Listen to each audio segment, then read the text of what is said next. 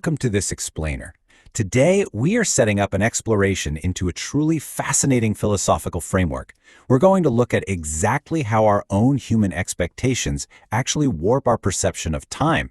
And even more incredibly, we're going to uncover the hidden mechanics behind what we call miracles.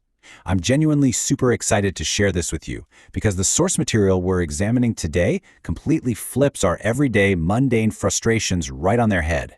So let me ask you a question that I guarantee you know the answer to. Have you ever watched a pot of water boil?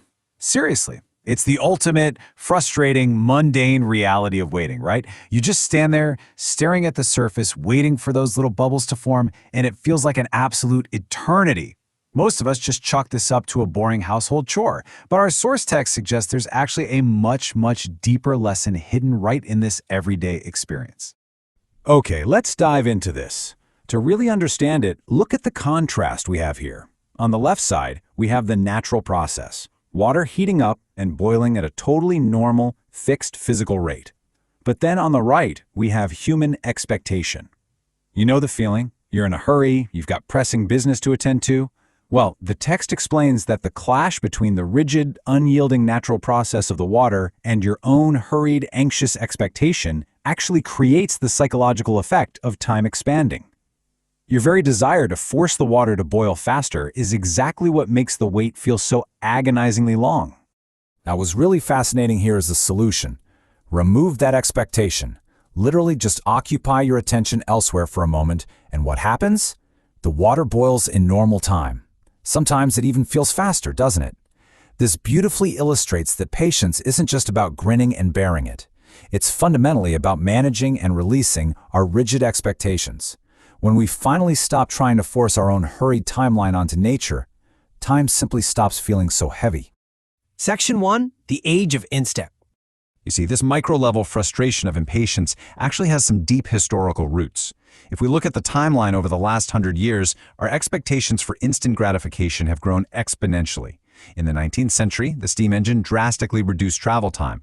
Then the 20th century gave us the Industrial Revolution, mass manufacturing powered by electricity. And now, in the 21st century, we've got the internet, microwaves, air travel. Technology has systematically stripped away the time needed to accomplish tasks, and it's essentially trained our brains to demand instantaneous results everywhere. And the crucial point here is this stark contrast. On one hand, we see our incredible technological mastery. We've literally learned to harness the power of natural forces to bend life's processes to our immediate will. But look at the flip side.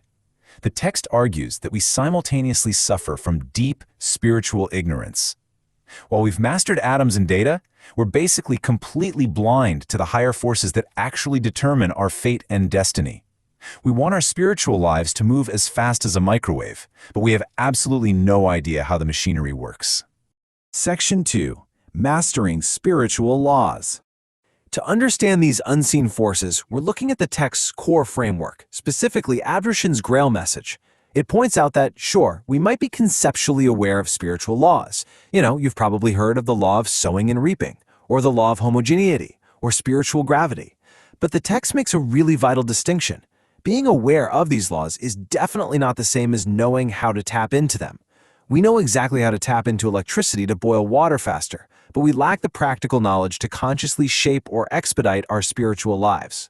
So Abdrashan provides very specific pointers on how these spiritual forces actually operate, breaking them down into 4 raw materials that weave our destiny. Step 1 is our innermost desires. Step 2, the thoughts that arise directly from those desires. Step 3, the words we speak.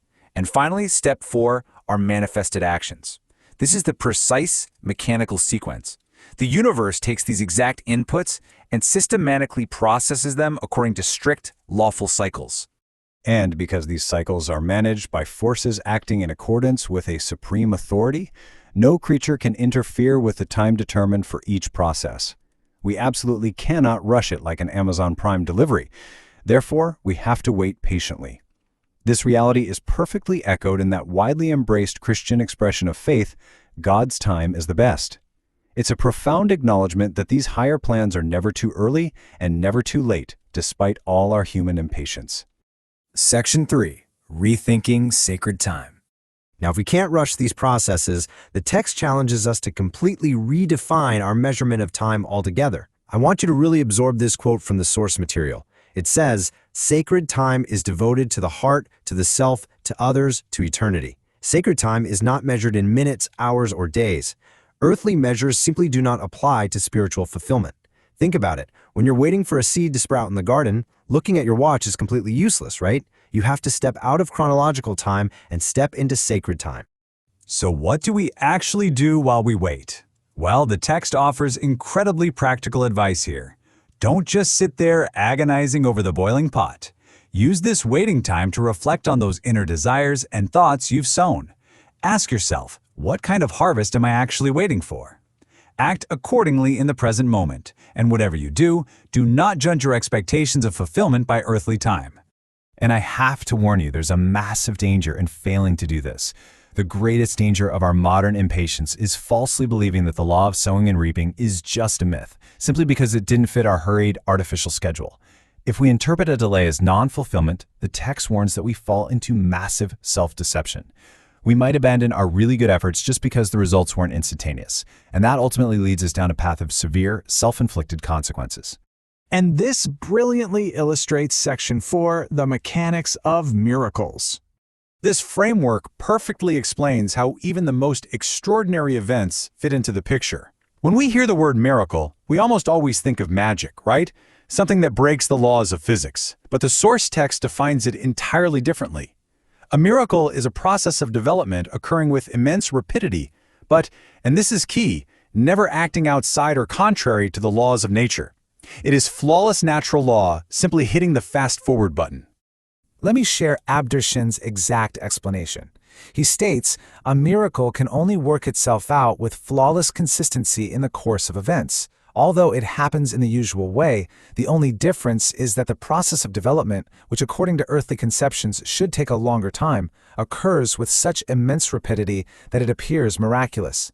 So, divine omnipotence does not mean arbitrary acts. It means the absolute, flawless mastery of natural laws. This completely shifts our perspective. When so-called incurable diseases are suddenly healed, it doesn't mean the rules of the universe were temporarily paused or broken. It simply exposes the great deficiencies in our human knowledge. It just reveals the very real limits of our earthbound science. The laws were followed perfectly. We just don't have the scientific instruments yet to measure those higher forces that accelerated the process. Section 5, the childlike mindset. So, the big question is, who is actually capable of receiving these miraculous gifts? Notice the stark contrast we're showing here. On one side, we have worldly scholarship. It constantly exerts itself. It tries to force outcomes, and the text says it's often suffused with a conceit that quite naturally suffocates the ability to receive higher gifts. On the other side, we have the childlike mindset. It doesn't strain or stress. It simply receives in pure simplicity. The powers coming from a sphere beyond time and space can only ever be received. They can never be acquired by sheer human exertion. This framework gives profound new context to that famous injunction from Matthew and Mark to become like children. It's really not about being naive or foolish. It's about recognizing that only a pure, simple, open heart can properly connect with these unseen spiritual forces. To receive the joyful fruits of existence, you basically have to stop trying to forcefully engineer the universe and instead humbly align with it.